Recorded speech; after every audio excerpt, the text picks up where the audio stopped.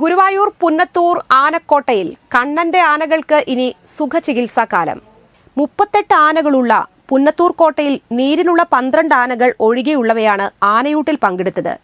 നീരിൽ നിന്നും അഴിക്കുന്ന മുറയ്ക്ക് ബാക്കിയുള്ള ആനകൾക്കും സുഖചികിത്സ നൽകും. ഗുരുവായൂർ ആനക്കോട്ടയിലെ 26 ആനകളാണ് ആനയൂട്ടിൽ പങ്കെടുത്തത്.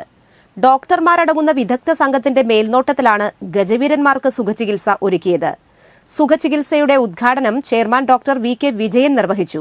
ഗജവീരൻ ദേവദാസ് ആനയ്ക്ക് ആദ്യം ഔഷധച്ചോറുരുള നൽകിയായിരുന്നു ഉദ്ഘാടനം. ആനകൾക്ക് സുഖചികിത്സയ്ക്ക് 11 ലക്ഷം രൂപയുടെ അനുമതിയാണ് ഗുരുവായൂർ ദേവസ്വം ഭരണസമിതി നൽകിയിട്ടുള്ളത്.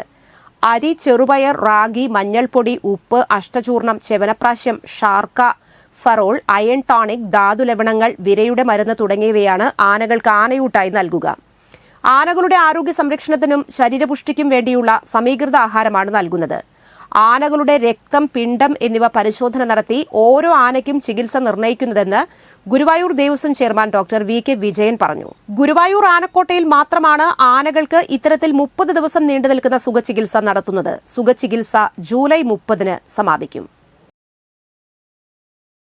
ഗുരുവായൂർ ദേവസ്വത്തിലെ പുന്നത്തൂർ ആനക്കോട്ടയിലെ കഴിഞ്ഞ 34 വർഷമായിട്ട് നമ്മൾ സ്ഥിരമായിട്ട് ആനകളുടെ പരിപാലനവുമായി ബന്ധപ്പെട്ട് നടക്കുന്ന ഒരു മാസക്കാലം നീണ്ടു നിൽക്കുന്ന ആന ചികിത്സ, ഗജചികിത്സയുടെ പരിപാടികൾ ഈ വർഷവും വളരെ സമുചിതമായ രീതിയിൽ തന്നെ ഇവിടെ നടത്തുവാനാണ് നമ്മൾ തീരുമാനിച്ചിട്ടുള്ളത്.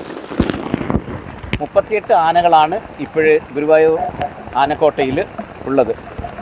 അതിൽ 12 ആനകൾ മതപ്പാടിലായതുകൊണ്ട് അവയെ നമുക്ക് ഈ ആഘോഷത്തിൽ പങ്കെടുപ്പിക്കുവാൻ കഴിഞ്ഞിട്ടില്ല. 26 ആനകളാണ് ഇതിൽ പങ്കെടുക്കുന്നത്. ഈ 26 ആനകൾക്കും ഇനി വരുന്ന ഒരു മാസക്കാലം ജൂലൈ 31 വരെയുള്ള ദിവസങ്ങളിൽ സ്ഥിരമായി ഡോക്ടർമാർ വന്ന് അവയെ പരിശോധിക്കുന്നു. അവയ്ക്ക് വേണ്ടതായിരിക്കുന്ന ഏതൊക്കെ രീതിയിലുള്ള പരിചരണങ്ങളാണ് ആവശ്യമെന്ന് വെച്ച് കഴിഞ്ഞാൽ അത് നൽകുന്നു.